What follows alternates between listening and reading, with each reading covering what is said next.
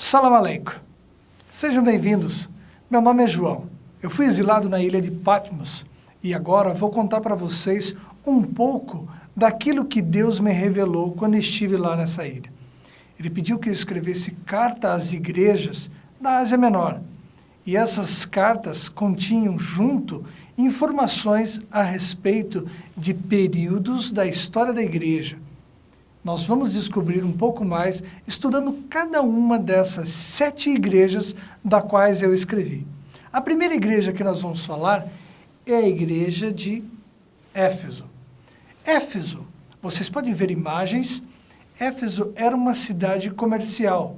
Ela possuía um grande centro, tinha o porto, onde o comércio ali era grande realmente, era bem diversificado. E na parte cultural, Éfeso tinha também algo que chamava atenção. Tinha um teatro central, que comportava mais de 24 mil pessoas sentadas. A ágora, ou seja, o mercado principal, era um enorme quadrado onde as pessoas ali podiam comercializar todos os seus produtos. Também as estradas que ligavam, tanto internamente como externamente, Éfeso, eram muito bem desenvolvidas. Vocês podem ver aí informações do portal do mercado principal. Éfeso, ela está contemplada, inserida dentro do período de 31 até o ano 100 de nossa era. O ano 31, porque Cristo morreu no ano 30. Lembram-se? Ele tinha 33 anos, mas morreu no ano 30, por volta do ano 30. E a partir do ano 31, aqueles que seguiam o Cristo passaram a ser chamados de cristãos. Então, o surgimento da igreja. E esse período vai até o ano 100. A igreja de Éfeso é lembrada principalmente por ser a igreja do primeiro amor. As pessoas ouviam de Cristo e elas tinham vontade de falar para as pessoas a respeito do Cristo que eles tinham descoberto, aquele que era o seu guia. Então, os cristãos começaram a pregar, a propagar. Apesar de que lá no seu final, por volta do ano 100, eles deixaram esfriar um pouco, ainda a igreja de Éfeso é lembrada pelo primeiro amor. E para apresentar como se destaque dessa igreja, nós vamos pegar o coração vermelho, que representa o símbolo do primeiro amor. Essa, então, é a característica de Éfeso. E agora vamos passar para a nossa segunda igreja. É a igreja de Esmirna. A igreja de Esmirna ficava também na Ásia, hoje é conhecida como Esmir. Ela era rival de Éfeso no comércio. Por quê? Porque também era banhada pelo mar e possibilitava, então, o comércio e era rival de Éfeso. Vocês veem a imagem de Esmir hoje, fica lá na Turquia, o mapa indica. Então, nós temos Esmirna, contempla o período de 100, onde termina a igreja de Éfeso, e vai até o ano de 313 de nossa era.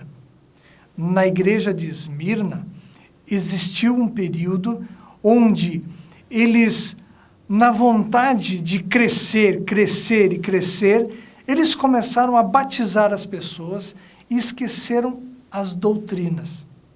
Isso acabou gerando um problema, porque pessoas vieram sem conhecimento daquilo que era realmente a doutrina da igreja cristã e começaram a trazer rituais e conceitos das suas religiões para dentro da religião cristã. Com isso, aconteceu algo que mudou significativamente a história da igreja. Porque Constantino veio, ele era o imperador, e ele veio para a igreja nessa época.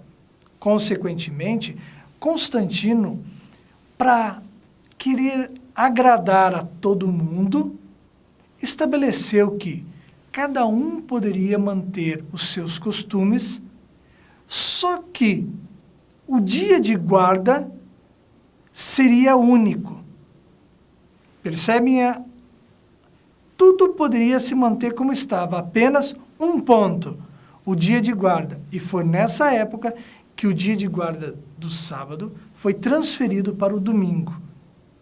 uma mudança que nós vamos representar através do número 7 e também do sol, porque o sol representa o domingo, em inglês Sunday, o dia do sol, e o 7 que é realmente aquilo que importa, que para nós não foi mudado. O dia de guarda continua sendo o sábado. Constantino fez uma inversão, mas ela não é bíblica e ela não é válida para os nossos dias. Mas vamos continuar nossa aventura. Vamos para a nossa terceira igreja, Pérgamo. Pérgamo, ela ficava localizada no topo de uma grande montanha. Vocês podem ver aí, ela também possuía uma das mais famosas bibliotecas relatadas do mundo moderno. Como vocês percebem o nome Pérgamo? É de lá que veio a palavra pergaminho. Existiu uma época em que o papiro ficou ausente do mercado, o papiro era produzido no Egito, e tiveram lá algum problema que eles não conseguiam mais fabricar papiro. Então a cidade de Pérgamo estabeleceu uma nova forma de escrita. Era feito de couro de boi, onde eles alisavam, e permitia-se então com tinta escrever no pergaminho. Agora imagine esses pergaminhos, eram rolos grandes, e na biblioteca de Pérgamo existiam mais de 200 mil rolos de pergaminho. A biblioteca era enorme. Mas também essa igreja, ela contemplava, a cidade, contemplava muitas igrejas ou templos. Nós temos ali o templo de Dionísio, o altar de Zeus, o santuário. Então, era uma cidade politeísta. Trazendo para a parte histórica de Pérgamo, que está contemplado entre os anos 313 a 538 da nossa era, nós temos aqui uma situação em que ocorreu que o bispo de Roma agora atendia a todo mundo, passou a tratar a igreja de forma soberana. Ele é que ditava as regras. Nessa época, o bispo de Roma começou a perdoar pecados, a vender indulgências e ter um novo conceito de que ele era realmente a pessoa mais importante que se tinha, seja no poder político, religioso, civil. Nessa época, as pessoas que adoravam a Cristo, sejam os cristãos, eles eram perseguidos. Opa! Que coisa incrível! Cristãos perseguidos por cristãos? Esse é um problema, mas é assim mesmo que ocorreu. Então, aqueles que serviam o Cristo eram perseguidos.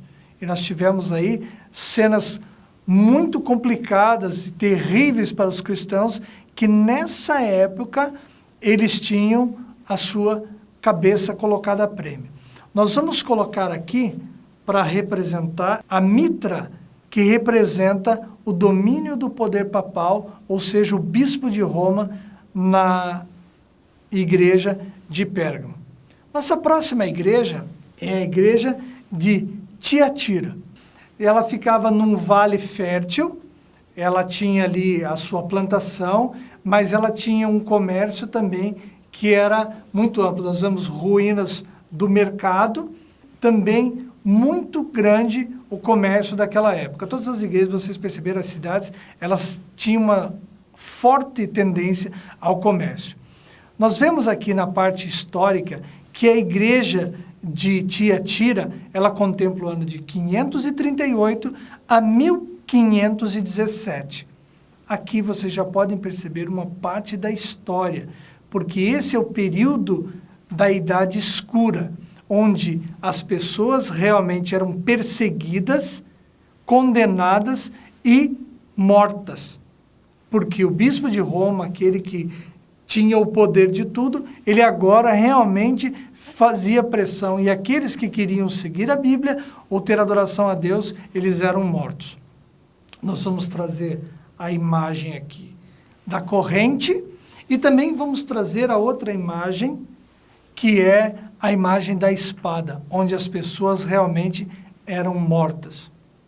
E a nossa história continua agora com uma nova igreja, Sardes.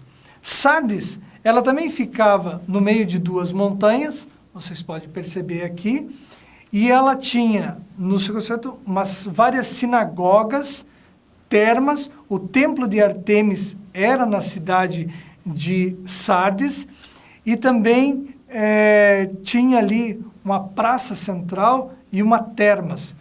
Era muito bonita a cidade de Sardes. No período de Sardes, que contempla de 1517 a 1798, surge uma figura que ela é muito conhecida no meio. Trata-se de Martinho Lutero. Martinho Lutero vem trazer a reforma da igreja agora. Ele se volta contra a igreja de Roma, ele agora prega que as pessoas precisam ter acesso à Bíblia, que a venda de indulgências ou perdão de pecados é uma forma equivocada de interpretação da palavra de Deus, e agora então o povo começa a querer liberdade religiosa. É nesse período que surge um pequeno grupo que sai da Europa e vem para os Estados Unidos para colonizar os Estados Unidos em busca de liberdade religiosa. A igreja de Sardes, a gente vai trazer o objeto aqui de Martinho Lutero, como eu já tinha dito, né? Porque ele foi o originador da reforma. E outro objeto que vamos colocar aqui é o barquinho Mayflower, que representa os peregrinos que saíram da Europa e vêm para os Estados Unidos. Agora passamos à nossa próxima igreja, a igreja Filadélfia. A igreja de Filadélfia quer dizer amor fraternal. A cidade de Filadélfia ficava num vale, entre montanhas, e ali o vale era muito fértil, o que favorecia a sua agricultura e o rebanho. Então ali eles tinham comércio de peles e couro, juntamente com a agricultura, as vinhas, que produzia o vinho. Na igreja de Filadélfia, que contempla o ano de 1798 da era cristã até 1844, nós temos destaque aqui para a palavra de Deus, a Bíblia, porque foi nessa época que foi desenvolvida a sociedade bíblica, e a partir da sociedade bíblica, com John Wesley, a pregação, ou seja, assim, a luz voltou a reinar no mundo, porque as pessoas agora tinham acesso à Bíblia novamente. Então, eu vou colocar junto aqui a imagem da lâmpada, da luz, que pode estar, então, representando a igreja de Filadélfia. Bom, eu disse que a história da igreja contemplava desde o seu início até o final. Você já se achou dentro da história? Ainda não? Vamos, então, à nossa última igreja, a igreja de Laodiceia. Laodiceia, essa cidade aqui, ela ficava situada numa montanha que dava para um vale fértil. Na cidade de Laodiceia existiam 3 características. Primeiro, que ela tinha águas termais, águas que vinham canalizadas e chegavam na cidade mornas, que eram muito boas para o banho, para o relaxamento. Eles ali tinham uma faculdade onde produziam um colírio que era muito cobiçado na época. Por quê? Porque as pessoas, era produzido ali colírio para sua vista. E junto também o seu rebanho produzia uma lã negra, onde eles faziam casacos, e era destaque. Laodiceia era tão rica que não aceitou que Roma lhe desse dinheiro para a reconstrução de tanto dinheiro que eles tinham. Sou rico, não tenho falta de nada. Bom, a igreja de Laodiceia representa o ano de 1844 e vai até a volta de Jesus. Jesus já voltou? Não. Então é a sua igreja. Você faz parte da igreja de Laodiceia. Jesus diz que você tem que pegar colírio que vem dele, vestes brancas e não negras, e principalmente que você não pode ser morno. Tem que ser quente ou frio. Frio não, porque você é um jovem que conhece a sua história, está preocupado em saber cada vez mais e aguardar a volta de Jesus. Então você é um jovem, você é um professor que espera a volta de Jesus, então é quente. Bom, Essas são as informações que vocês conheceram das igrejas que contemplaram desde o ano 31 até o ano da volta de Jesus, que ainda não aconteceu. E para a igreja de Laodiceia, eu vou deixar aqui como representante um copo de água. Essa água é morna. Eu nem vou tomar ela porque ela ia fazer muito mal para mim. Mas você, esse sim, vai ser alguém que faz a diferença. Sabá o Ré, Alamarco. Tchau para vocês, muito obrigado.